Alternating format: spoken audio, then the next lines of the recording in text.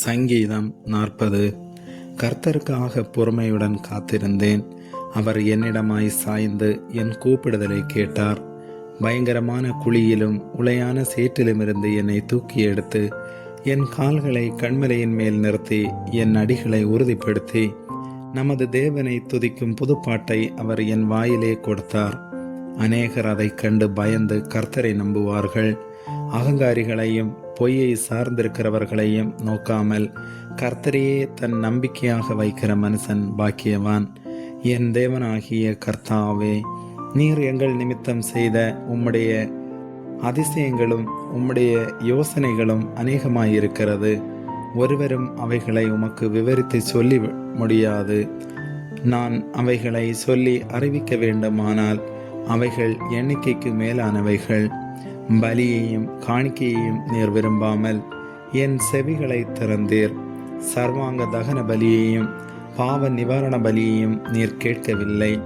அப்பொழுது நான், இதோ வருகிறேன், புஸ்தக சுருளில் என்னை குறித்து எழுதியிருக்கிறது.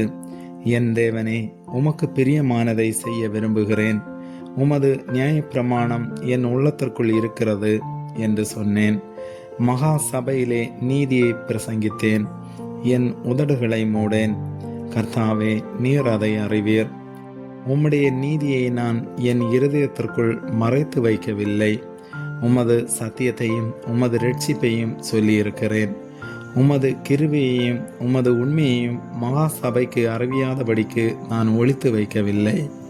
கர்த்தாவே, நீர் உம்முடைய இரக்கங்களை எனக்கு கிடையாமற் போக பண்ணாதேயும். உமது கிருபையையும் உமது உண்மையையும் எப்பொழுதும் என்னை காக்க கடவது. எண்ணிக்கைக்கு அடங்காத தீமைகள் என்னை சூழ்ந்து கொண்டது. என் அக்கிரமங்கள் என்னை தொடர்ந்து பிடித்தது. நான் நிமிர்ந்து பார்க்கக்கூடாதிருக்கிறது. அவைகள் என் தலைமயிரிலும் அதிகமாயிருக்கிறது. என் இருதயம் சோர்ந்து போகிறது. கர்த்தாவே, என்னை விடுவித்தருளும். கர்த்தாவே, எனக்கு சகாயம் பண்ண தீவிரியும். என் பிராணனை அழிக்க தேடுகிறவர்கள் ஏகமாய் வெட்கினாணி. எனக்கு தீங்கு செய்ய விரும்புகிறவர்கள் பின்னிட்டு இலட்சையடைவார்களாக.